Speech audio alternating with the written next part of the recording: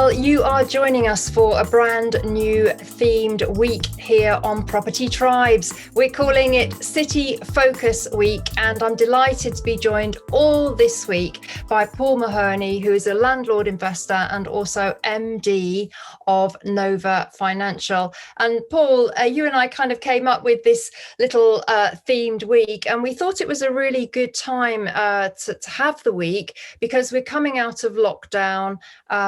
Recovery is hopefully, gearing up, and cities are going to play a very, very important role in our economic recovery. And to start off, I just wanted to quote something from an excellent website called Centre for Cities. And it says, lessons from the 6,000-year history of the city are clear. They survive, adapting to and overcoming the challenges of disease, conflict, and economic change. I'm sure you're in agreement with that, Paul. Absolutely. Our methodology is generally quite city focused. And the main reason for that is that generally you'll find that in city centres, that's where you have the most depth in the market. So kind of the most of all of the fundamentals you want to have, things like employment, a range of industries, infrastructure, facilities, amenities, all the things that make people want to live in a location, you have the most of those things in cities. So, there was some a little bit negative media around COVID making people move away from cities. But it's very interesting to see now that that's kind of flipping around a little bit. And there's certainly been a return to the norm. No, I agree. And we did identify this mini trend previously when we spoke about cities, and it can only be a mini trend. It's far too early to say whether it's going to really gain any hold. But as you say, there are already signs that people are returning to the cities. And it's because I think cities are very, very resilient, and previously they have been seen to bounce back very quickly after some kind of economic shock, and hopefully it will be the same post-COVID. Yeah, absolutely. Bounce back, but also even be sustainable through economic shock. We've only got to look at the last financial crisis to see that. Jobs often dried up in smaller cities and towns, but where there were still jobs were the bigger cities and towns. And I've heard so many examples of that, where people have actually had to move from smaller areas where their business or whoever they were working for went bust or scaled back, and they had to go to where the jobs were, which in general is major cities. That's where you have the biggest employment hubs. So yeah, that's why we like those locations, because they tend to be the most sustainable. Obviously, COVID's a bit of a funny one in that we've not really had a situation like this in our lifetimes before, but it's interesting to see that now things are somewhat returning to the norm. That has flowed through to the livability of cities again. Yeah, and I think the proportion of people working from home has probably been overstated in the media.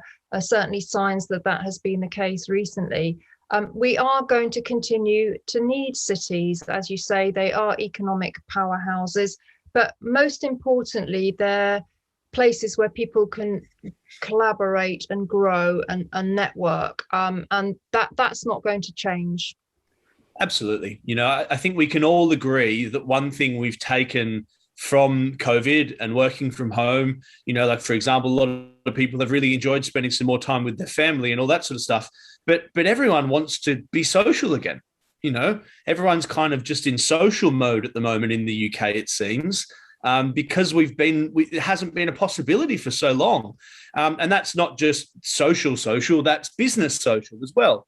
There's someone like myself, I don't work and then go off and have my social life. The two are one. So yeah, having face-to-face meetings, is something that I've certainly missed, and I think a lot of people have missed. Going to trade shows face to face, all the things that we probably took for granted before COVID. Everyone can't wait to do again, and that's certainly contributing to the revitalization of cities because that's where it happens. Absolutely. I mean, cities, that they're about trade, they're about learning, they're about entertainment, they're about culture. They have a resident population, they attract visitors, and these are all good news for landlords, whether you're looking to just do your standard buy-to-let or perhaps some kind of short-term accommodation or holiday lets. Cities give landlords actually a lot of choice, don't they? Yeah, absolutely. As you know, we're involved in pretty well all aspects of property investment, from standard buy to let through to short term let development, all that sort of stuff. And in general, you're right. Cities just give you more options. And usually, the further you go away from a major city, so the slightly less and less options you have, and the slightly less and less reasons there are for people to live there.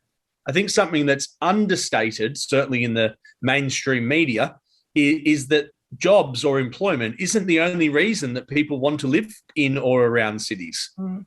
I'm talking to you from Australia right now, but generally I live in Zone 2 London, and I don't just live there because it's 10 to 15 minutes to the city. I live there because you've got all the nice things on your doorstep. You've got, bars, restaurants, cafes, gyms, all the things that make a place nice to live. You have those things in abundance close to central locations, whereas, again, the further you go out, the less and less of that you have. Indeed. And the three cities where Nova and their clients have a footprint are Birmingham, Manchester and Liverpool. And we know that the demographic of these cities is young.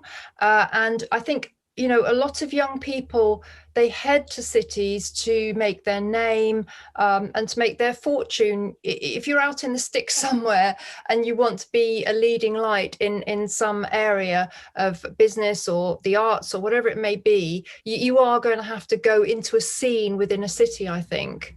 Yeah, absolutely. Don't get us wrong. Our headquarters is in London, and we love London, but it's just increasingly difficult to justify property investment in London because the prices are so high and the yields are so low.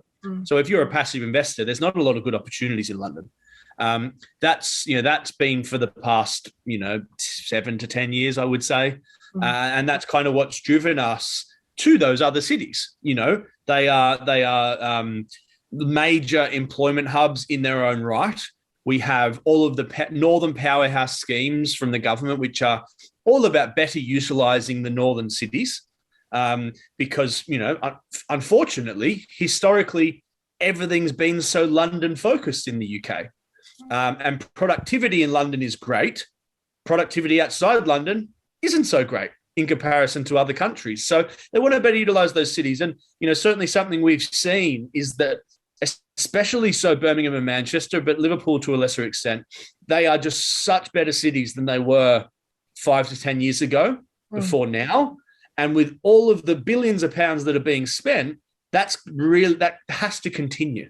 They are going to be even better in 5 to 10 years from now. So it's good that we can see a bit of a track record, but it'd be really interesting to see what happens over the coming decade, and the positive things that are going to take place in those cities. Yeah, well, that kind of leads me nicely on to my next point. As we alluded to earlier, cities are going to play a pivotal role in COVID recovery in terms of job creation and kind of, firing up the economy again. You mentioned it as well, the levelling up, that was already on the government agenda prior to COVID. But I think post-COVID, we will see more of the government encouraging economic activity in these other cities. Obviously, we've had the creation of the free ports recently as well. For Birmingham, we've got HS2, which is going to kind of link it to London and the rest of Europe, in fact. So the government's clearly got a commitment to levelling up and making these cities as equally as powerful and desirable to live in as London. And another thing that's driving each of those three cities massively is livability, especially for young professionals. As we know, young professionals are kind of the engine room of any city. They're the future. And London, unfortunately, is very expensive. And wages just do not match up to that cost of living.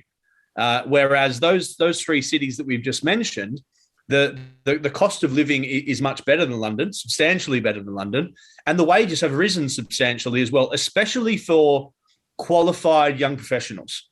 They can earn a really good wage, pretty much the same as what they can expect in London, but the cost of living is a lot less. So that's resulting in the transient population in the UK very much moving toward the Midlands and the Northwest and away from London, simply because of that fact. Yeah. So, young professionals either moving there or staying there, whereas previously they probably would have come to London for the money. Indeed. And, one of the other trends we were just talking about before the camera started rolling was that young people who, 2 years ago were 18 and ready to leave home, they weren't able to because of the pandemic. So we've got a whole raft of young people that are now going to be let loose and be able to, move away from home and start making their way in life. And they're undoubtedly going to be attracted to the cities for the reasons that we've given, because they have so much on the doorstep: entertainment, cafes, restaurants. And I actually read today that availability of home delivery of restaurant food is quite a determining factor now when people are choosing where to live. And of course, in cities, you've got a whole raft of cafes, bars and restaurants and delivery options, which is what the kind of lifestyle is dictating at the moment. So I actually think, Paul, now we've spoken about it, cities are going to continue to have a lot going for them. They are probably going to have to reinvent themselves in some way. They've done it in the past. They'll do it again this time. Yeah, I think this is just another good example in history that proves that cities are resilient. Yeah. If you read some of those articles I referred to talking about people leaving cities 6 to 12 months ago, there were some people doubting that. But, as I kept saying to people, this is a very short-term thing. And now that's being proven to not necessarily to be the case, that it is a short-term thing and that cities are resilient. I think that's really interesting. Excellent. Well, throughout the rest of the week, we're going to be taking a deeper dive into the three main cities where Nova Financial, and indeed Paul himself as an investor, have a footprint. And as we mentioned, they are Birmingham, Manchester and Liverpool. So we do invite you to tune in tomorrow, where we will be taking a closer look at all the really exciting things happening in the city of Birmingham. But we do want you to stay tuned throughout the week, because we've got loads of really interesting facts to share with you. And also I'd like to encourage everybody to look at the threads that I've been creating, where I've been documenting the COVID recovery in each of these three cities. And every time I hear some good news, Paul, I'm immediately updating those threads. And it's really good to see, positive news coming in all the time. And that's what we're looking to share, aren't we? Absolutely. Yeah. And there's just so much of it, which is great. It's brilliant to see that there is so many positive things happening there. And that's really what we look for when it comes to identifying a good place to invest. Yeah. And, from an investment point of view, cities do tick a lot of boxes, and that's what we're going to be talking about tomorrow, because Birmingham is just one of those cities that exemplifies boxes for investors and what they want to have ticked. So we'll be discussing that tomorrow. But for today, thanks for joining us on this first instalment. And Paul and I invite you to join us tomorrow, when we're going to take that deep dive into Birmingham and all the exciting things that are happening there.